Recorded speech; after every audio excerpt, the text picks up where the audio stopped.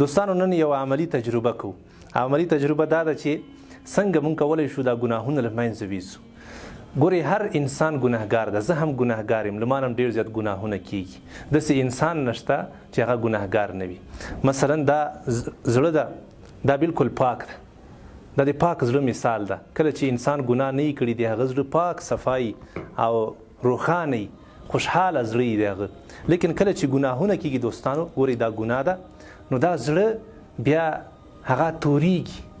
دا زړه چې کله تور شو نو خفه کېږي. مثلا انسان د راجیګ شو، یوه ګناه یې وکړه، ګورې یوه ګناه یې وکړه، دا زړه کې لږ غوندې خیری راغی، توروالی راغی، راجیګ شو بله ګناه یې وکړه، بیا راجیګ شو بله ګناه یې وکړه. څومره ګناهونه چې دی کوي په همغه اندازه باندې ګورې دوستانو د هغه دا زړه توریږي.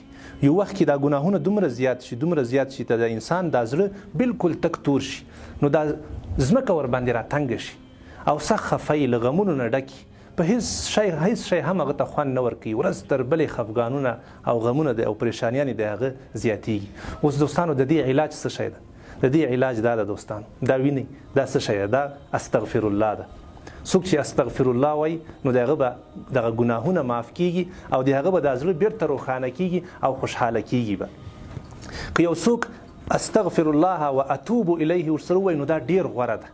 صرف استغفر الله هم موږ ویلی شو، خو لیکن که استغفر الله و اتوب الیه موږ ووایو دا ډېر زیات غوره ده او ډېره ښه خبره ده.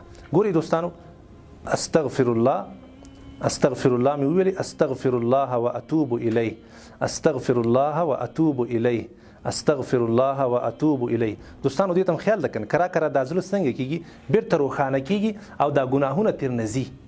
نبی علیه الصلاة والسلام سره له دومره بزرګي هغه فرمایي چې په صحیحینو کې حدیث ده، وایي قسم په الله زه هره ورځ الله جل جلاله نه د خپلو ګناهونو بخښنه غواړم، یعنی استغفر الله وایم و اتوب الیه وایم او خپل توبه هم وباسم الله ته. له 80 وار نه زیات هم وایي دا هره ورځ دا کار کوم، له 80 وارو نه زیات. سبحان الله، نبی علیه الصلاة والسلام له 80 وارو نه زیات هم استغفر الله و اتوب الیه هر ورځ وایي، استغفر الله و اتوب الیه. ګورئ دوستانو، کرا زړه بیرته پاکیږي.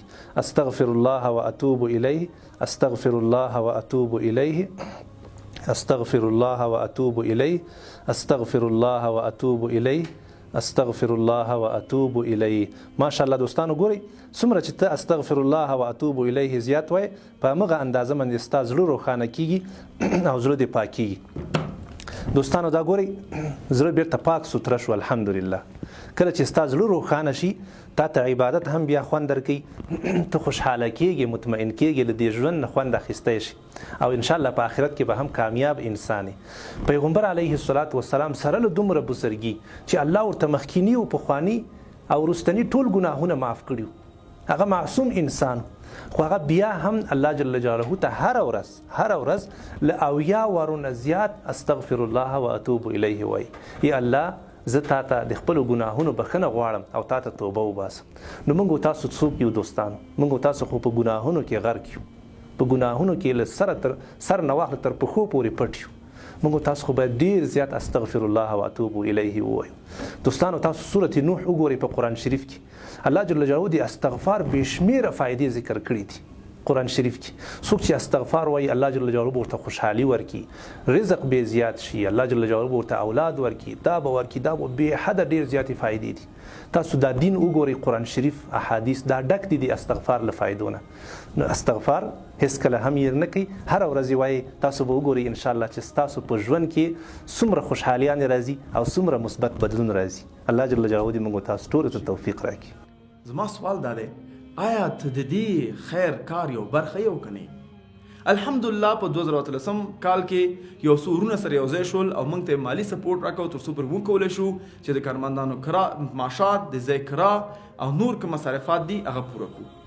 لیکن متاسفانه ضرورت ډیر زیات شوی دی. موږ باید خدمت نورم زیات کړو، کتابونه ولیکو، مقالې ولیکو، ویبسایټونو کې معلومات واچو، سرچ انجن باندې کار وکړو، په یوټیوب کې مختلف ویډیوګان ریکارډ کړو، سیریزونه ریکارډ کړو په هر بخش کې.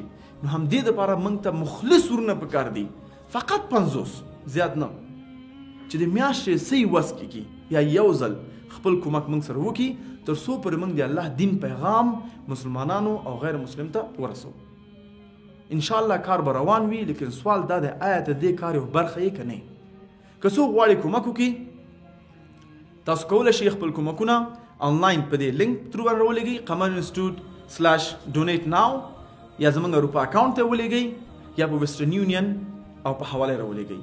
دعوت الاسلام دپاره زکات پیسې هم ورکولی شئ. نو انشاءالله صبر مه کوئ دې خیر کار کې، خپل زکات او صدقه عاجل د الله په لاره کې مصرف کړئ. سوال دا دی آیا ته غواړې د دې قصې یو برخه پاتې شي او څومره د الله د دین دپاره به ته ورکړي؟ السلام علیکم ورحمة الله وبرکاته.